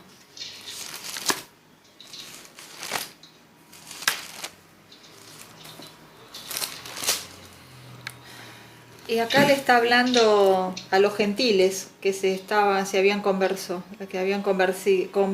perdón, porque algunos dicen que los gentiles no pueden injertarse, que no tienen que observar la ley de Dios ni nada de eso, y es una cosa que no puedo entender, que no puedan comprender. Fíjense, estos textos. Yo lo voy a leer, voy a empezar por el 11:11. Y dice, digo pues, dice Pablo, ¿han tropezado los de Israel para que cayesen? En ninguna manera, pero por su transgresión vino la salvación a los gentiles, para provocarles a celos.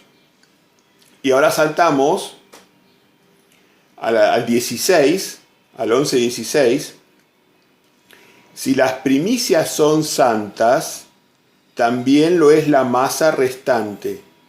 Y si la raíz es santa, también lo son las ramas. Pues si alguna de las ramas fueron desgajadas, y tú, siendo olivo silvestre, has sido injertado en lugar de ellas, y has sido hecho participante de la raíz y de la rica savia del olivo, no te jactes contra las ramas, o sea, no critiques a las ramas originarias. No te jactes contra las ramas. Y si te jactas, sabe que no sustentas tú a la raíz, sino la raíz a ti. O sea, nos han injertado en un árbol ajeno. Así que tenemos que estar más que agradecidos, dice el apóstol Pablo. Un árbol que nosotros no hicimos ningún mérito, porque nosotros, el pueblo de Israel hizo un montón de mérito. Los profetas dejaban la vida, los reyes, David, Moisés, Josué, todos los prohombres, ¿no? Jeremías, entonces Nehemías, entonces Daniel, todos los prohombres. Entonces, nosotros fuimos injertados ahí, o sea, fíjense que 19, Héctor. Claro. Ahora vamos a ver. Pues las ramas, dirás, fueron desgajadas para que yo fuese injertado. Qué bárbaro. Y entonces el 22 dice, el 21, porque si Dios no perdonó a las ramas naturales, a ti tampoco te perdonará. Mira pues la bondad y la severidad de Dios. La severidad ciertamente para con los que cayeron, pero la bondad contigo si permaneces en esa bondad. Pues de otra manera, tú también serás cortado. O sea, ¿qué quiere decir? Que una vez que somos injertados, podemos ser cortados. O sea, fíjense otro argumento falso de una vez salvo, siempre salvo, ¿no? cómo te puede injertar, te podés injertar y te pueden podar después. Así que, bueno, pero fíjense lo hermoso de en expiación, hacer solicitud sobre esa inserción. Que uno se sienta Israel de Dios. Que uno se sienta Israel de Dios, es maravilloso eso. Que uno lo sienta, ¿no? Que lo sienta en el corazón, que uno es Israel. Que uno ya ahora tiene la nacionalidad de Israel. Que el Padre nos adopte en Israel. Porque esos son los pueblos de donde Él saca a los santos, donde saca los reyes y los sacerdotes. Recuerden que Yeshua necesita, dentro de su grupo de gobierno, de su reino, necesita santos, necesita reyes, gobernantes, reyes y sacerdotes. Él necesita todo un grupo que viene justamente del árbol del olivo, ¿no? Del árbol del olivo. Y nosotros somos ramas, igual que en el árbol de la vid. En el árbol de la vid, en el árbol que lleva vida, en el árbol de la vid, nosotros somos ramas también. Ahí no somos injertadas, nosotros nacemos en Yeshua, en el árbol, no dice de inserción. Somos sus pámpanos. Nosotros tenemos que dar fruto que es vida. El árbol de la vida es que da el fruto de la vida, que es el hacer discípulos, el salvar gente, el arrancarle a Satanás a toda la gente que tiene en el sistema, ¿no? Así que eso es muy importante. Bueno. Bueno, no sé, Apocalipsis se me hace, si quieren ya cerramos, o si quieren ver un poquito más, les puedo mostrar. Ya está. Para un cachito que baje más el sol. Ya está. El Apocalipsis. Hoy estaba mirando un texto que me gustó mucho, de Apocalipsis, que es Apocalipsis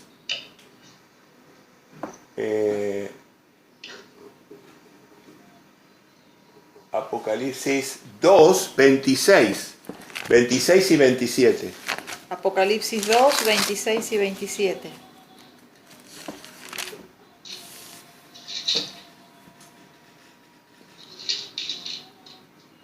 ¿Quién lo quiere leer? Luis, dale. ¿Sí? ¿Es Sonia? ¿Sonia? Sí, es que la estoy buscando. Es que tengo una Biblia nueva y más se me pegan las hojas. No hay problema, no hay apuro. Bueno, Apocalipsis 2, ¿qué dijo? 26 y 27. Vení, Uli. Listo, 26 y 27. Dice: al que venciere y guardare mis obras hasta el fin, yo le daré autoridad sobre las naciones, y le regirá con vara de hierro, y serán quebradas como vaso de alfarero, como yo también la he recibido de mi Padre. Ahí está. Fíjense, no sé si habían tomado en cuenta esto, ¿no? Al que venciere y guardare mis obras hasta el fin, yo estoy todos los días con ustedes hasta el fin. Yo le daré autoridad sobre las naciones y las regirá con vara de hierro y serán quebradas como vaso de alfarero. O sea que el ser injertados en la raíz del olivo, en el olivo de Israel, tiene aparejado que nosotros ya no tenemos diferencias con el Israel de Dios. Podemos llegar a ser estas personas. Al que venciere y guarde mis obras hasta el fin, yo le daré autoridad sobre las naciones. Entonces, Israel, ya sea original o injertada, ¿cuál es su objetivo? Bueno, si nosotros analizamos todos los textos en cuestión y no solo este, vamos a ver que él quiere reyes y sacerdotes. Quiere reyes y sacerdotes. Así que la invitación no es pequeña. Por eso entendemos la exigencia que tiene sobre nosotros el Padre en términos de santidad. El ser injertado en Israel no es pequeña. Estamos hablando de ser Israel de Dios. Ese es el gran desafío. Y ustedes están, y todos nosotros estamos dando los pasos en esa dirección. Pero no olvidemos lo O que ustedes dijo no están, Jesús. o perdóname Glenda, o ustedes no están empezando a celebrar el Shabbat, o ustedes no están empezando a considerar las fiestas de Jehová. Entonces, ¿qué quiere decir? Esos son los pasos de inserción en el Israel de Dios. El que habla Pablo en el Nuevo Testamento, no está hablando en el Viejo Testamento, y Apocalipsis es el Nuevo Testamento. Al que venza. La gente no se convence de eso, no toma conciencia de lo que es ser Israel de Dios. No se da cuenta que es el destacado, lo destacado del mundo, lo que va a ser para rey y sacerdote. Así que bueno, la invitación está abierta. Dios la constituyó una nación santa, les dijo, ustedes deben ser un pueblo santo, porque yo soy santo para hacer luz a las naciones. Se los dijo desde allá en el desierto. Y el plan de Dios es ese, va a ser así, seguramente. Y si ustedes quieren seguir meditando sobre el tema, yo lo voy a dejar, es un tema largo, pero yo lo dejo planteado para que ustedes por ahí, si tienen ganas de seguir ahondando sobre esto, vayamos a Apocalipsis, pero más en el 12. Apocalipsis 12, y podríamos leerlo a partir del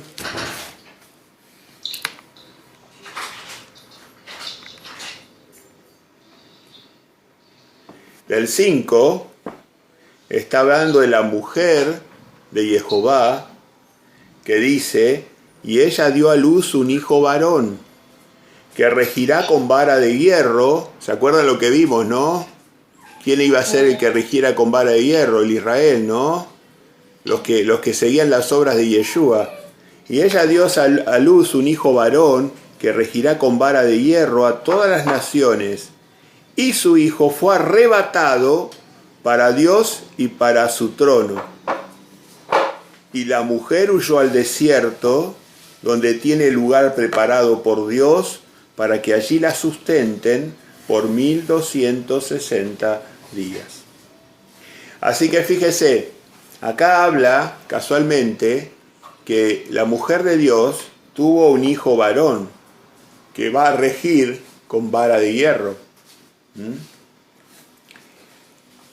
Ahí deja abierta la puerta, desde ya que uno piensa ese hijo varón, piensa en Yeshua, pero también en los de la clase de Yeshua, porque nosotros leímos recién en Apocalipsis 2:26 que el que venciere y guardare mis obras hasta el fin, yo le daré autoridad sobre las naciones y las regirá con vara de hierro. Así que ahí vemos que la profecía está incluyendo a Yeshua y a aquellos injertados en Israel de Dios. Y van a ser arrebatados. Ustedes se acuerdan que al sonar de la última trompeta íbamos a ser arrebatados en las nubes. Íbamos a ser tomados, transformados en las nubes, ¿no? Y esas personas no tenía poder la muerte segunda. Bueno, dejo este tema planteado, un tema profético muy lindo, para que ustedes reflexionen. Pero quedémonos sobre lo concreto de que nosotros podemos ser Israel de Dios. La invitación está abierta. No se conforme con menos. Seguramente va a haber posiciones menores que esa. No se conforme con menos. Aspire a más. La invitación está abierta. El espíritu y la esposa dicen ven. El espíritu y su esposa, dicen ven. Así que la invitación está abierta.